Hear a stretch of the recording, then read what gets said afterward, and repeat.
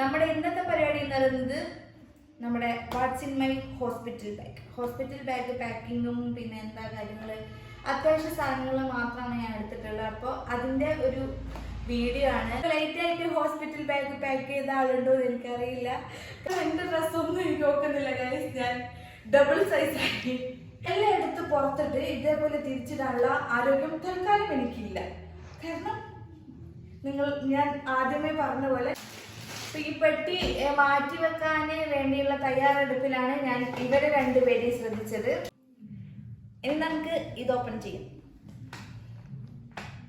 Excited ആണ് ഞാൻ. Excited ആണല്ലോ.